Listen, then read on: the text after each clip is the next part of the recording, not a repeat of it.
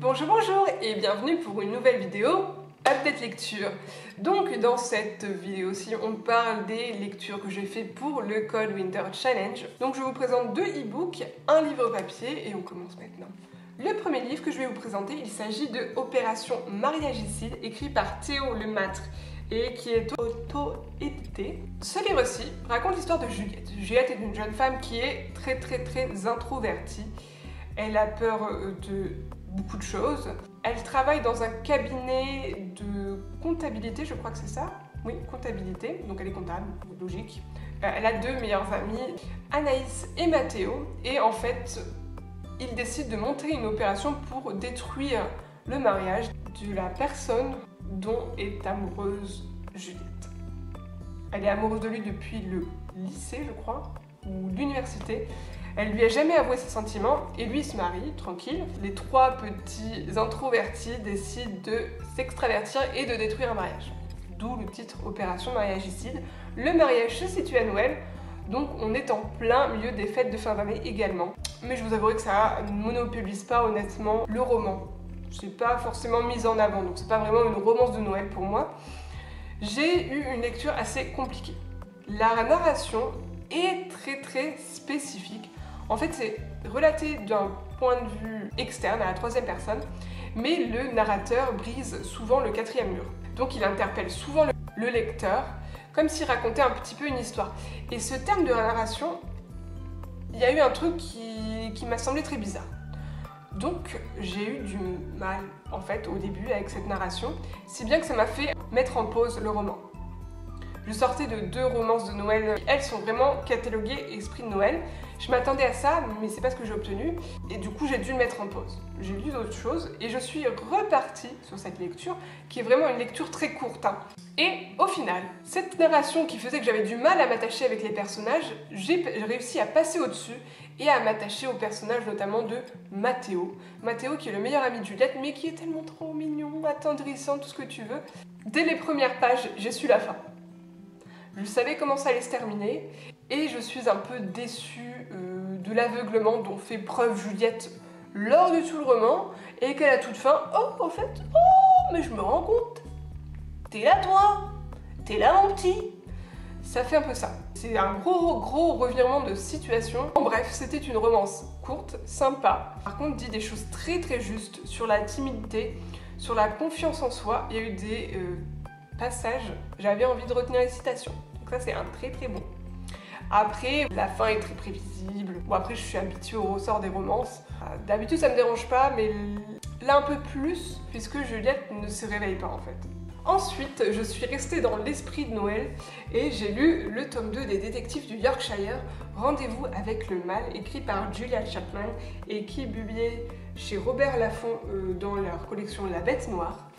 Ce roman-ci se passe vraiment au niveau des fêtes de fin d'année. Donc on a les illuminations de Noël, on a le fameux repas de Noël, on a la visite du Père Noël. Enfin, là par contre, ce n'est pas un roman de Noël, puisque c'est un deuxième tome, mais on est sur vraiment la période de Noël.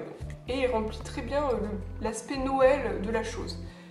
Pour ceux qui ne connaissent pas cette saga, qui est le détective de Yorkshire, on retrouve Delilah et Samson.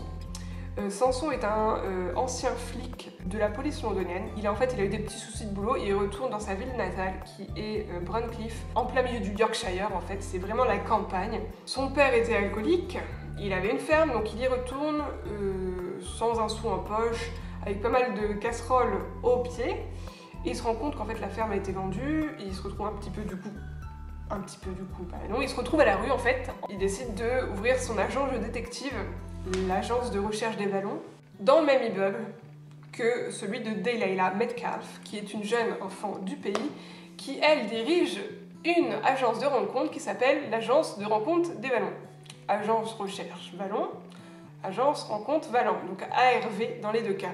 Au moment où il se rend compte de ça, il y a toute une série de meurtres qui arrivent.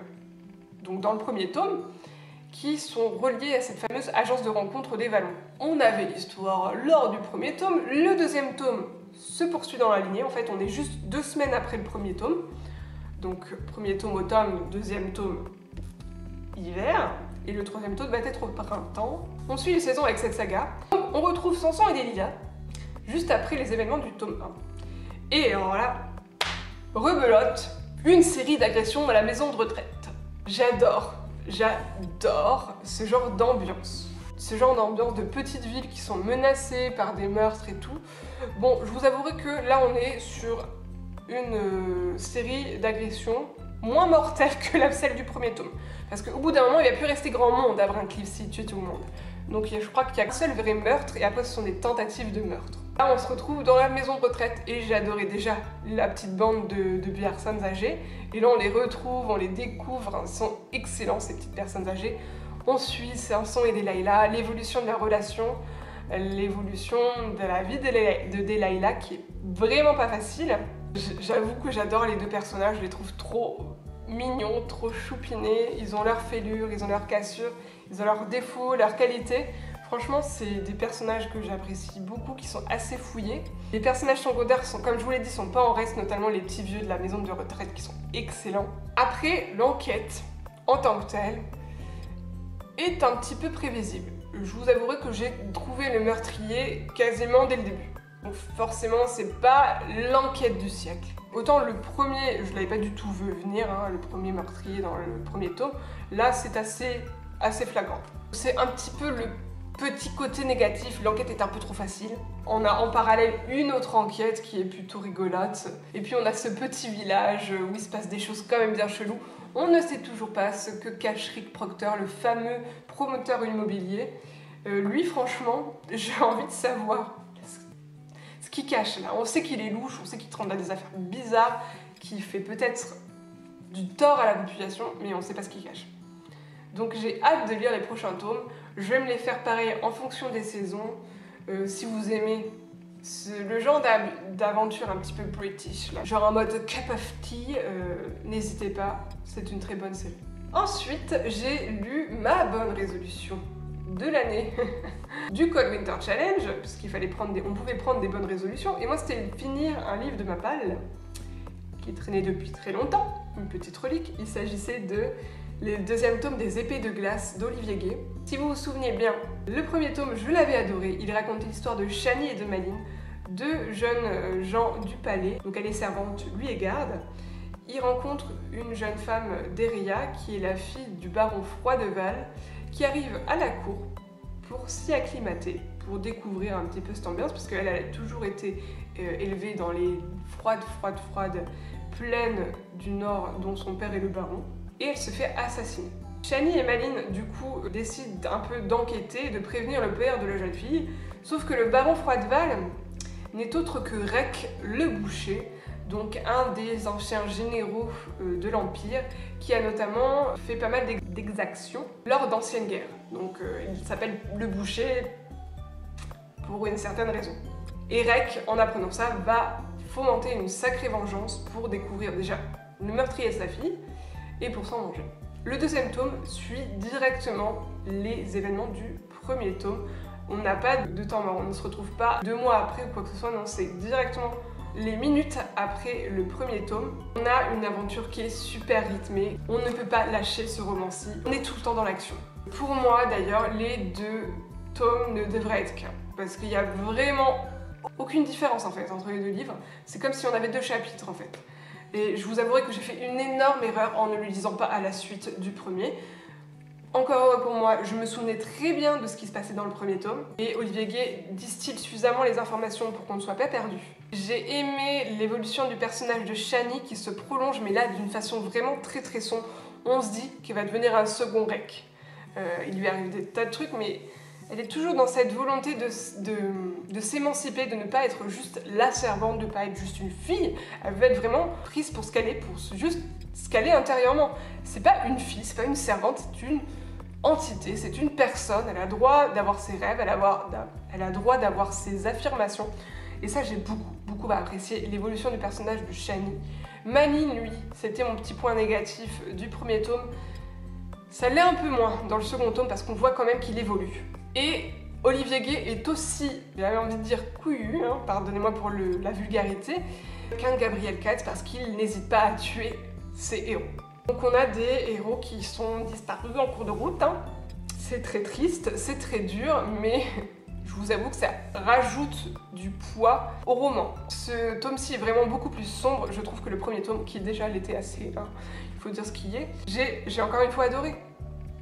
J'adore les personnages qui ne sont ni blancs ni noirs. Mendonius, le fameux duc, c'est un de mes préférés, il me fait penser énormément à Lord Baelish dans Game of Thrones. C'est ce genre de personnage un peu sournois qui profite de toutes les occasions possibles, imaginables, pour se hisser la tête. Je l'aime beaucoup. Je vous avouerai que s'il y avait un livre juste pour lui, je l'achèterais direct. Si Olivier Guest décide à faire des suites, qu'il n'hésite pas. Chani, je veux à tout prix savoir ce qui lui arrive, parce que la fin nous laisse vraiment dans une expectative. On ne sait pas du tout ce qui va arriver à Chani, à Rek. Mendonius, on s'en doute un petit peu de ce qu'il va faire, surtout à la toute fin. On a une révélation. Je ne l'avais pas vu venir. On a enfin le fin mot de pourquoi, qui a tué Deria, etc. Ça, on l'a. Mais je l'avais pas vu venir. Et là, je dis chapeau Olivier Gay, parce que, waouh, il m'a juste eu. Sur toute la ligne, il m'a eu. Je n'aurais même pas pensé à ce truc-là. Je vais lire avec plaisir les aventures de Rek, donc dans son passé, avant qu'il ait Deria, etc. Son enfance, son adolescence, etc. Parce que c'est un personnage haut en couleur qu'il faut que j'approfondisse. Mais si Olivier Gay m'entend et écrit une suite, je veux bien aussi. Donc voici pour mes lectures du Cold Winter Challenge. Si vous avez lu un ou plusieurs de ces livres, n'hésitez pas en commentaire à me dire ce que vous en avez pensé. Si vous avez des suggestions de lecture, n'hésitez pas également en commentaire. Et moi je vous dis à bientôt pour une prochaine vidéo.